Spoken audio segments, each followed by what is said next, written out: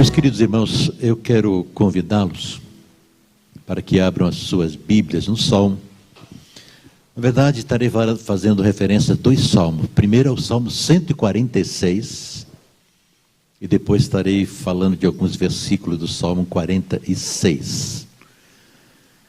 E quero, ao ler esse salmo, ou esses salmos, tentar encontrar na palavra de Deus respostas que nós precisamos para o tempo de hoje, para que tenhamos paz, para que tenhamos descanso, para que tenhamos esperança. E começo com uma indagação: em que ou em quem está a sua esperança? Você pode responder a si mesmo, claro. Em que ou em quem está alicerçada a sua esperança?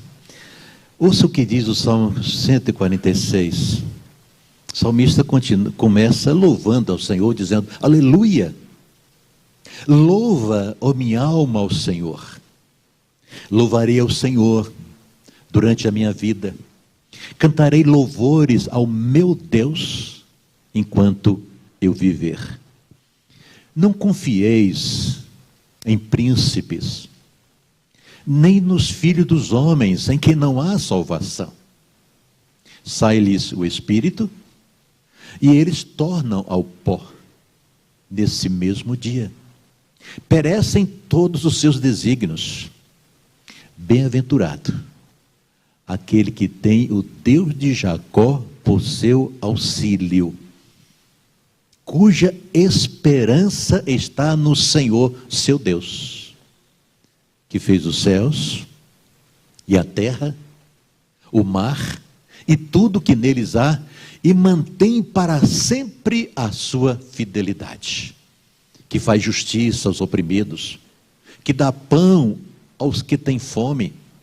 O Senhor liberta os encarcerados. O Senhor abre os olhos aos cegos. O Senhor levanta os abatidos. O Senhor ama os justos. O Senhor guarda o peregrino, ampara o órfão e a viúva, porém transtorna o caminho dos ímpios. O Senhor reina para sempre. O teu Deus, ó Sião, reina de geração em geração. Aleluia. Aleluia.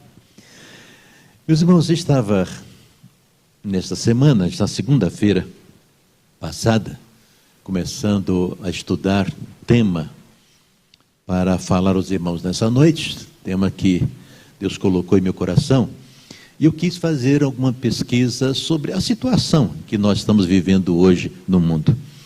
E eu encontrei um artigo em que eu não sei se o autor está sendo exagerado, mas eu achei interessante o que ele colocou. Ele começa o seu artigo dizendo: não há dúvida que estamos vivendo num mundo convulsionado. E quando ele começa a falar sobre esse mundo convencionado, ele usa vários sinônimos para demonstrar o mundo que nós estamos enfrentando hoje. E ele diz: como é que esse mundo? É um mundo inquieto, perturbado, agitado, desnorteado, abalado, alterado, aflito, angustiado, alvoroçado, ansioso, nervoso, desassossegado, perturbado, desvairado, conturbado, desequilibrado. E eu li isso, parece exagero, mas quando nós voltamos o nosso olhar para ver o que está acontecendo nesse mundo, talvez ele tenha sido até econômico em usar todos esses sinônimos. Mas ele continuou dizendo: além disso, é um mundo mais contaminado, mais inseguro, mais enfermo, mais violento e mais vulnerável. É um retrato fiel desse mundo que nós estamos vivendo, desse tempo que nós estamos vivendo. E aí, quando a gente vê isso, meus irmãos, e toma ciência dessas coisas, enxergamos isso que está diante de nós, definitivamente nós não podemos ter nenhuma expectativa de que todos esses problemas serão resolvidos pelos políticos, pelos economistas, pelos gênios da ciência, ou por novas ideologias ou filosofias que possam aparecer. Não. Em nenhum deles nós podemos alicerçar a nossa esperança.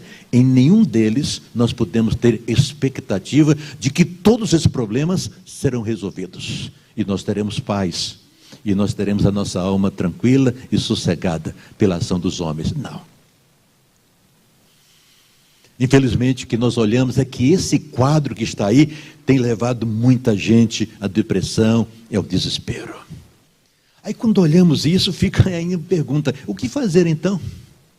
Se não podemos confiar nos homens, se não podemos confiar nos príncipes, ou seja, nos governantes, se não podemos confiar nos políticos de modo geral, se não podemos encontrar solução nos economistas ou de qualquer outra área, o que fazer? E aí, meus irmãos, queiram os homens ou não, a única maneira de ter paz em nosso coração, de ter confiança diante de tantos problemas, diante desse quadro tão horrível, é colocar a nossa esperança tão somente em nosso Deus. Volta ao Salmo 146, veja o que diz o verso 3, você leu há pouco comigo. Não confieis em príncipes, ou seja, não confieis nos governantes, nos líderes dos homens, nem nos filhos dos homens, em quem não há salvação. É a palavra de Deus dizendo que no homem nós não encontramos salvação, no homem nós não encontramos resposta, no homem nós não encontramos solução para as nossas aflições. Não encontramos.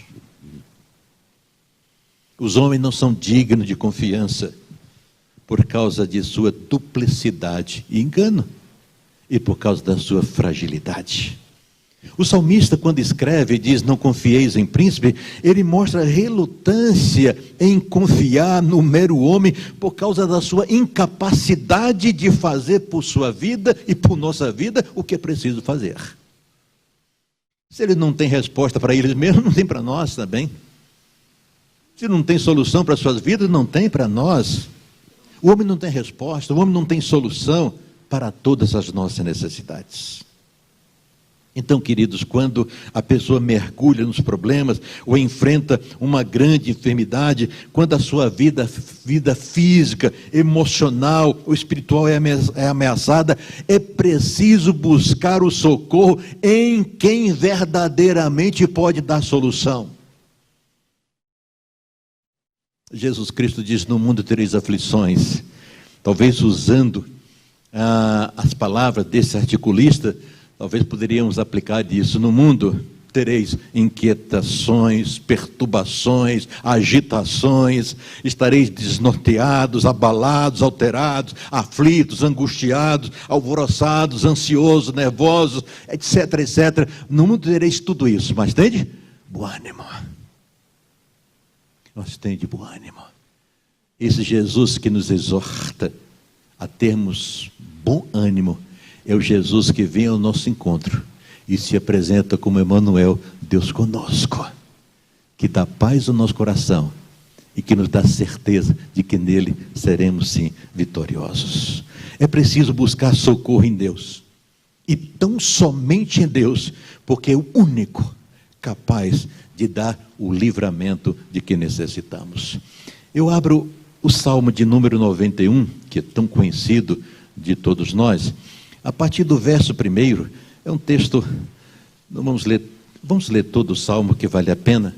Salmo 91, veja que expressão de confiança, é essa confiança que precisamos ter. O salmista diz assim, o que habita no esconderijo do Altíssimo e descansa à sombra do Onipotente, diz ao Senhor, meu refúgio e meu baluarte, Deus meu em quem confio. E aí ele começa a dizer, porque confia no Senhor. Ele te livrará do laço do passarinheiro e do Covid, da peste perniciosa. Também cobrir-te-á com as suas penas e sobre as suas asas estarás seguro, a sua verdade é pavês e escudo. Não te assustarás do terror noturno, nem da seta que voe de dia, nem da peste que se propaga nas trevas, nem da mortandade que assole ao meio-dia. Caiam 1000 ao teu lado e 10.000 à tua direita, e tu não serás atingido. Somente aos teus olhos contemplarás e verás o castigo dos ímpios, pois disseste: o Senhor é o meu refúgio. Fizeste do Altíssimo a tua morada, nenhum mal te sucederá, praga nenhuma chegará à tua tenda, porque aos seus anjos dará ordem a teu respeito, para que te guardem em todos os teus caminhos. E aí ele continua dizendo: eles te sustentarão nas suas mãos, para não tropeçares em alguma pedra. Falando dos anjos que o Senhor coloca ao nosso redor para nos sustentar. Pisarás o leão e o áspide, calcarás os pés o leãozinho e a serpente, porque a mim se apegou. Porque a mim se apegou. Nos apegamos a Deus, diz o texto. Com amor eu o livrarei, pô-lo-ei a salvo, porque conhece o meu nome. Ele me invocará e eu lhe responderei. Na sua angústia eu estarei com ele, livrá-lo-ei e o glorificarei. Louvado seja o nome do Senhor, meus irmãos. Esse é o Deus que nós conhecemos. Esse é o Deus registrado de Gênesis e Apocalipse em todas as Escrituras Sagradas. Esse é o Pai de nosso Senhor Jesus Cristo, que se apresenta a cada um de nós como aquele que nos dá livramento, aquele que estabelece paz em nosso coração, aquele que através do seu Filho nos faz vencedores, sim, hipervencedores, como diz a palavra do Senhor. Agora o texto, quando nós afirmamos que devemos colocar a nossa esperança em Deus, o que isso significa? Em primeiro lugar, certeza absoluta de que nada, absolutamente nada nesse mundo pode impedir a ação de Deus em nossa vida. Creia nisso, meu irmão.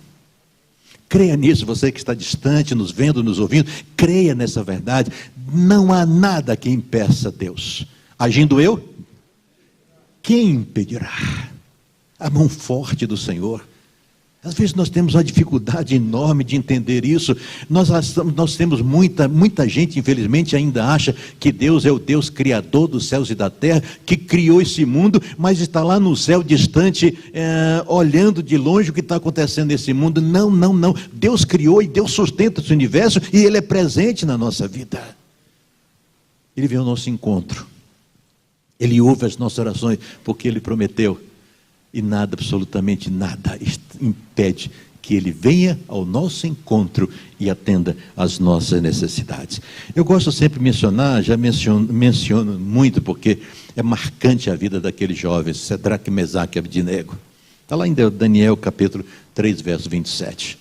Desafiado pelo imperador, que entendia que aqueles jovens deveriam se curvar-se diante da estátua do rei e adorar tão somente o rei, mas eles, porque confiam no Deus eterno, no Senhor, no Deus todo-poderoso, no Senhor grandioso e poderoso que é nosso Deus, Rei dos reis, Senhor dos senhores, eles disseram: não, nós vamos nos curvar diante da estátua do rei. E foi ameaçado. Eles deveriam ser jogados então, por causa daquela transgressão diante do rei, em uma fornalha de fogo ardente. Mas eu gosto muito da resposta que aqueles jovens deram ao rei. Eles disseram, Daniel capítulo 3, verso 27, se o nosso Deus, a quem servindo, quer livrar-nos, Ele nos livrará da fornalha de fogo ardente e das tuas mãos, ó rei. Veja a expressão de confiança. Nós cremos em um Deus. Se esse Deus quiser, não há impedimento para a ação dele. Se ele quiser, não há força, rei, nem do teu exército, nem ninguém, absolutamente nada. Se o Senhor quiser nos livrar, Ele vai nos livrar.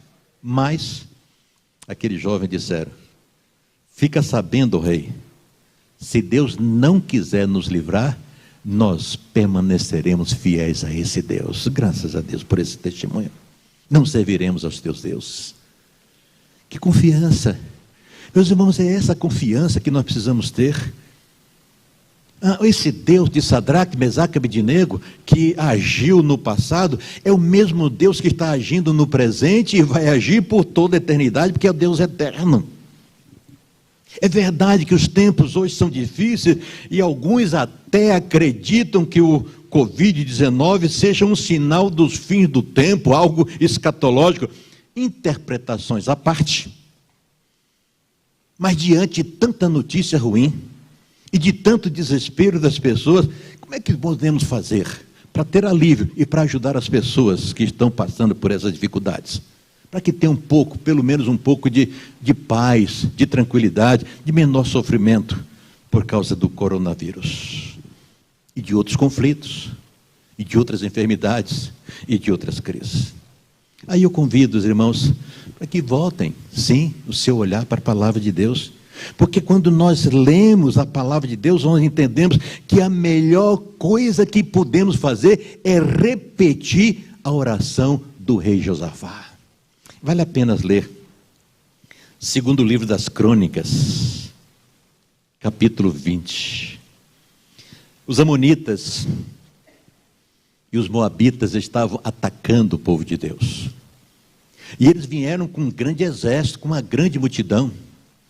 E o rei Josafá não sabia o que fazer, estava com medo, não tinha recursos para vencer, para participar daquela guerra, para vencer os inimigos. Então ele simplesmente se curva diante do Senhor e clama pelo Senhor. Veja o que está escrito, segundo livro das Crônicas, capítulo 20, a partir do verso 3. Então Josafá teve medo, não sabia como enfrentar, e se pôs a buscar o Senhor, e apregoou jejum em todo Judá. E Judá se congregou para pedir socorro ao Senhor. Também de todas as cidades de Judá veio gente para buscar o Senhor. Pôs-se Josafá em pé na congregação de Judá e Jerusalém, na casa do Senhor, diante do pátio novo, e disse, olha que oração, verso 6. Meus irmãos, essa oração que eu preciso fazer, que você precisa fazer, que todos nós precisamos fazer, que se os homens, de modo geral, tivessem um pouco de humildade e de fé, também fariam. Veja o que Josafá disse, Senhor, Deus de nossos pais, porventura não és tu Deus nos céus? Não és tu que dominas sobre todos os reinos dos povos? Na tua mão está a força e o poder, e não há quem te possa resistir. Porventura, ó nosso Deus, não lançaste fora os moradores dessa terra de diante do teu povo de Israel, e não a deste para sempre a posteridade a teu amigo Abraão? E aí ele continua, verso 12, nosso Deus, acaso não executarás tu o seu julgamento contra eles? Porque em nós não há força para resistirmos a essa grande multidão que vem contra nós, e não sabemos nós o que fazer, porém os nossos olhos, que é que diz o seu texto, estão postos diante de Deus. Meus irmãos, é isso que nós precisamos nesse tempo, é isso que todos nós precisamos. Primeiro, reconhecer os problemas que enfrentamos. O articulista que mencionamos reconheceu a situação que nós estamos enfrentando, é de dúvida, é de medo, é de desespero, é de inquietação, é de tantas coisas. Reconhecemos isso, mas não temos força em nós mesmos. E os príncipes, os governantes não têm resposta, não temos solução, os homens não oferecem solução. Então nós temos que ter a humildade que teve o rei Josafá e nos prostrarmos diante do Senhor, dizendo, Senhor, nós reconhecemos que o Senhor é o Senhor Todo-Poderoso. Os céus pertencem ao Senhor. O Senhor domina sobre todos os reinos dos povos. Na tua mão está a força e o poder. Não há quem te possa resistir. E reconhecendo essa grandeza, esse poder do nosso Deus, dizer, Senhor, nós não sabemos o que fazer. Porém, os nossos olhos estão fitos em Ti. É isso que precisamos, queridos. É isso que precisamos fazer.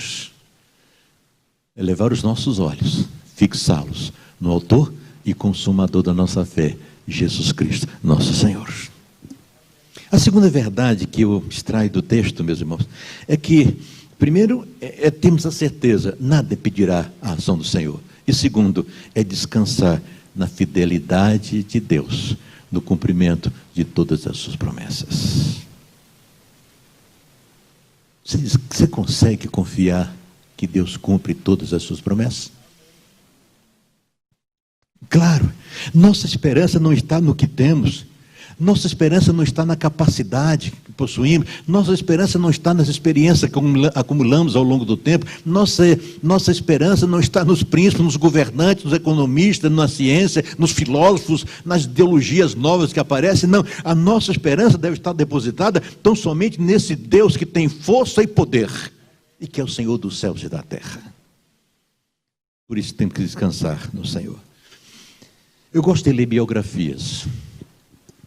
E uma das biografias que me marcou muito, e sempre eu faço referência, é sobre George Miller. George Miller se converteu aos 20 anos de idade. Aos 30 anos estava casado. E 3 meses depois do casamento, ele e sua esposa fizeram um voto ao Senhor, que a partir daquele momento dependeriam de Deus em todas as coisas. Nunca, eles disseram, nós iríamos apresentar qualquer dificuldade nossa a homem, seja quem for. Toda e qualquer necessidade nós apresentaremos tão somente a Deus. A Inglaterra Bristol passava por um momento muito difícil, havia muitos órfãos na cidade, e ele entendeu que era de Deus que deveria iniciar um ministério para cuidar daqueles órfãos, abrir um orfanato. E os órfãos foram chegando, e foram chegando, e foram chegando. De repente ele estava com quase 3.000 órfãos e chegou a ter 10.000 órfãos. Dá para entender o que é alimentar 3.000 crianças ou 10.000 crianças? Mas ele disse, nós nunca iremos pedir 1 centavo sequer a quem quer que seja. O pastor Davi Gomes escreveu a biografia do George Miller, e o livro do pastor Davi Gomes tem esse título, 50.000 orações respondidas. E é interessante, e como nos traz ânimo novo, quando nós lemos como aquele homem pôde colocar diante do Senhor a sua confiança, crendo na fidelidade de Deus, e Deus nunca deixou de responder uma oração sequer de George Miller. E as experiências são múltiplas. 50.000 orações respondidas. Conta-se que uma certa ocasião, pela manhã, não havia absolutamente nada naquele orfanato para o café da manhã daquelas crianças. Não havia leite, não havia pão. E a esposa preocupada, o que é que nós vamos fazer? Os funcionários preocupados. Não, Deus tem a solução. De repente alguém bate a porta do orfanato. Era um caminhão que levava leite. E o caminhão quebra na porta do orfanato, e orientado pelo dono, o motorista daquele caminhão disse, olha, quebrou, não tem conserto tão certo, não vamos perder todo esse leite. E então o dono determinou que fosse doado ao orfanato o leite. Então foi um caminhão de leite naquele... Enquanto o leite estava sendo descarregado e as pessoas estavam enchendo as vasilhas, eis que chega uma quantidade enorme de pão, porque o padeiro naquele dia dormiu um pouco, queimou um pouco o pão, e ele, cuidadoso com a sua clientela, não queria colocar à venda um pão um pouco mais queimado, e mandou doar todo o pão daquele dia ao orfanato. O leite e o pão chegou no momento certo, providenciado por Deus. Aí quando lemos mais as orações, são 50.000 orações, segundo o pastor Davi Gomes, porque simplesmente aquele homem resolveu crer na fidelidade de Deus, descansar o seu coração na palavra e nas promessas do nosso Deus. Meus irmãos, talvez essa seja a dificuldade maior que nós enfrentamos. Nós cremos em Deus, mas quando há um problema, uma dificuldade, uma crise, um enfrentamento de alguma coisa, nós não conseguimos enxergar que o Deus é o Deus de perto e o Deus de longe, é o Deus da agora, é o Deus de amanhã, o Deus de ontem, é o Deus de toda a eternidade, o Deus todo-poderoso, que nos vê e que nos ouve, e que atende à nossa necessidade. A nossa esperança, meus irmãos, está em quem acreditamos, nas promessas de Deus, no seu poder, no seu amor, no cumprimento fiel de todas as suas palavras. Volto a dizer, nossa esperança não se baseia na nossa capacidade de enfrentar os problemas, na nossa capacidade de liderar, de enfrentar todas as dificuldades. Não, nossa esperança está alicerçada no poder de Deus, na fidelidade de Deus, no amor de Deus, na misericórdia do nosso Senhor. Paulo diz, o apóstolo Paulo, quando escreve a sua primeira carta ao filho da fé, o seu filho na fé, o jovem pastor Timóteo, capítulo 6, verso 17 da primeira carta, ele diz assim: exorta aos ricos do presente século, e como essa palavra é tão atual para esse tempo que nós estamos vivendo, né? Exorta aos ricos do presente século que não sejam orgulhosos, nem depositem a sua esperança na instabilidade das riquezas, mas em Deus, que tudo nos proporciona ricamente para o nosso prazer. Que palavra, Marquinhos. Daniel, Luiz, para o tempo de hoje. Exorta aos ricos, aos poderosos, desse tempo que nós estamos vivendo, que não sejam orgulhosos, nem depositem a sua esperança na instabilidade das riquezas, mas em Deus, que nos proporciona ricamente o que precisamos para o nosso prazer. Os recursos materiais, as soluções humanas são incertas, são enganosas, são inseguras, como as vemos continuamente nos noticiários do dia a dia, meus irmãos.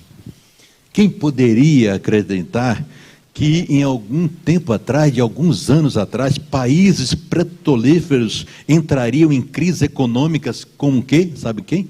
Como a Venezuela.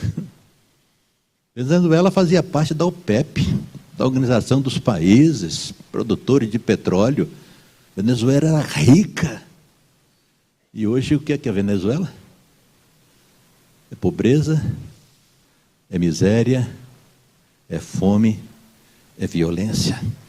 Quem acreditaria, alguns anos atrás, que milionários como Ike Batista, conhecido em todo o Brasil, em todo o mundo, poderia de um momento para outro perder bilhões de reais e ainda ser preso? Ver a sua fortuna escorrer pelo ralo. Quem acreditaria, meus irmãos, ou quem pensaria em dezembro de 2019 que o ano de 2020 seria o que nós estamos vivendo? Quem acreditaria isso? Quantos planos, dia 31 de dezembro de 2019, fizemos para 2020? Quem acreditaria que um insignificante vírus poria de joelhos as nações e a ciência? Mas essa é a realidade. Então não podemos pôr a nossa esperança no material, nos homens, ou seja, em quem for, porque tudo passa, tudo é insignificante. Só Deus permanece e permanece para sempre. Só em Deus podemos ter a segurança de que Ele não muda. Aliás, lá no profeta Malaquias, capítulo 3, verso 6, ele diz: porque eu, o Senhor, não mudo. Deus é eterno. Tudo nesse mundo está mudando, está flutuando, mas a nossa esperança tem de permanecer firme, porque quem nos dá as promessas é fiel e as cumpre literalmente. Caminho para a conclusão dessa reflexão. Precisamos entender, meus irmãos, sobretudo, que a nossa esperança não se limita também apenas a essa vida, mas muito mais para a vida eterna. Talvez essa seja uma das dificuldades nossas, é que nós olhamos apenas o aqui e o agora. Olhamos para os nossos pés, oramos para o nosso umbigo e achamos que isso é tudo. Mas nós também passamos. E Paulo diz na sua carta aos Coríntios, que se a nossa esperança em Cristo se limita apenas a esta vida, somos o quê? Os mais miseráveis de todos os homens. Porque estamos focando no aqui, no agora, estamos focando no material, desprezando o que permanece para todo sempre, as coisas espirituais. Tito, capítulo 1, verso 2, está escrito: promover a fé que é dos crentes em Deus e o pleno conhecimento da verdade segundo a piedade, na esperança da vida eterna em Deus, que não pode mentir e que prometeu antes dos tempos eternos. Nossa esperança, queridos, é que Cristo, tarde ou cedo, virá por nós. E Tito diz que nós aguardamos a bendita esperança. Se morrermos, sabemos que a nossa esperança permanece viva, não morremos sem esperança. Assim, quer vivamos ou morramos, somos do Senhor, diz Paulo em Romanos capítulo 14, verso 9. E aí eu volto para concluir o salmo, novamente o salmo 146. Leia esse salmo em casa, pense em cada palavra que está sendo dita pelo Senhor, que diz a todos nós: louvarei ao Senhor durante a minha vida. Cantarei louvores ao meu Deus enquanto eu viver. Não confieis em príncipes, nem nos filhos dos homens, em quem não há salvação. Sai-lhes o espírito e eles tornam ao pó. Nesse mesmo dia perecem todos os seus desígnios. Ou seja, o homem é passageiro. O homem é efêmero. Seus planos, seus desígnios, seus propósitos desaparecem. E aí no verso diz: bem-aventurado aquele que tem o Deus de Jacó por seu auxílio, cuja esperança está no Senhor seu Deus. Que Deus é esse? É o Deus que fez os céus e a terra, o mar e que tudo que neles há, e mantém para sempre a sua fidelidade. E aí o Salmo 46, que mencionei no início, tão conhecido também, os filhos de Corá que escreveram: Deus é o nosso refúgio e fortaleza. Que mais? Não é um socorro, irmãos, passado ou futuro, é presente. Socorro bem presente em nossas necessidades, em nossas tribulações. Por isso a gente encontra em Jesus Cristo aquele convite maravilhoso que é estendido a todos os homens: vinde a mim todos vós que estáis cansados e oprimidos, e eu vos aliviarei. Aí eu faço novamente referência àquele articulista: vinde a mim todos vós que estáis inquietos, perturbados, agitados, desnorteados, ansiosos, nervosos, perturbados, desvairados, conturbados, desequilibrados. Vinde a mim e eu vos aliviarei. É promessa. E se cremos na fidelidade de Deus, temos que descansar o nosso coração nele. Aí o salmista no Salmo 46 ainda continua dizendo: portanto, já que ele é socorro bem presente nas tribulações, portanto, não temeremos. Ah, Paula, tanta gente cheia de temor nesse tempo. Há tanta gente dominada por medo. E há muita gente adoecendo por causa do medo, pela falta de paz no coração, pela falta de confiança no Senhor. Ainda que a terra se transtorne e os montes se abalem no seio dos mares, ainda que as águas tumultuem e espumejam, e na sua fúria os montes estremeçam. Aí no verso 7 ele diz: o Senhor dos exércitos está conosco, o Deus de Jacó é o nosso refúgio. Aí, para concluir o Salmo 46, o salmista diz a mim e a você, meu irmão, a você, meu amigo que está distante, nos vendo, nos ouvindo: aquietai-vos. É Deus dizendo: aquietai-vos, que sabei que eu sou Deus, sou exaltado entre as nações, sou exaltado na terra, o Senhor dos exércitos está conosco, o Deus de Jacó é o nosso refúgio. Eu quero convidar a você, meu irmão, você, minha irmã que está aqui, você que está em casa também, vamos repetir esse verso 11, o último: O Senhor dos exércitos está conosco, o Deus de Jacó. Essa é a nossa esperança. Mas fica ainda a indagação: em quê? Ou em quem você está depositando a sua esperança? Existe na costa da Inglaterra um rochedo muito perigoso.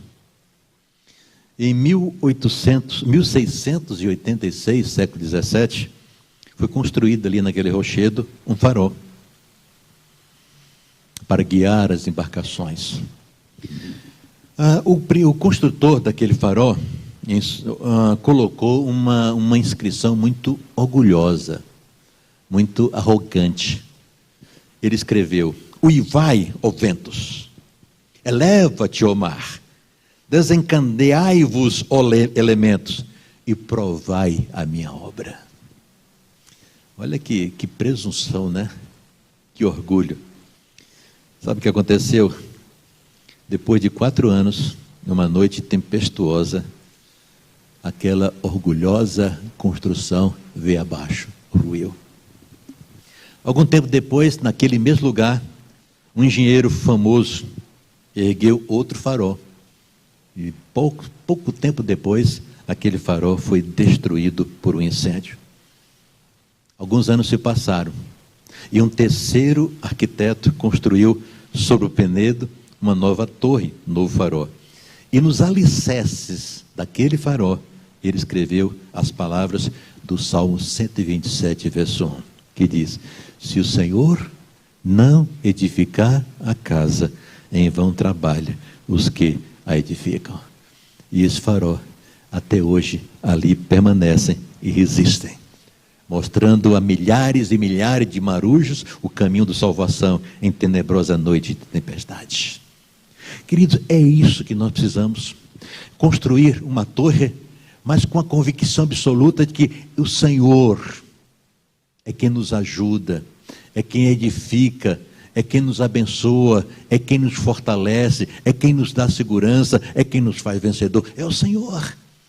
Não são os nossos recursos, não são recursos dos homens. Não confieis em príncipes, em que não há esperança, diz a palavra de Deus. Não podemos pôr a nossa confiança em ninguém.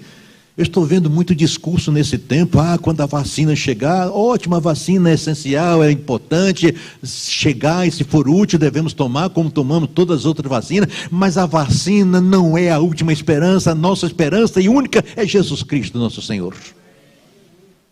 Damos graças a Deus pela ciência, pelos homens que são iluminados por Deus e descobrem coisas extraordinárias, mas eu estou vendo agora um desejo, uma confiança, uma esperança, mas eles mesmos estão brigando entre eles, cada um dizendo que a sua vacina é melhor, mas a gente vê nisso uma disputa comercial tão somente.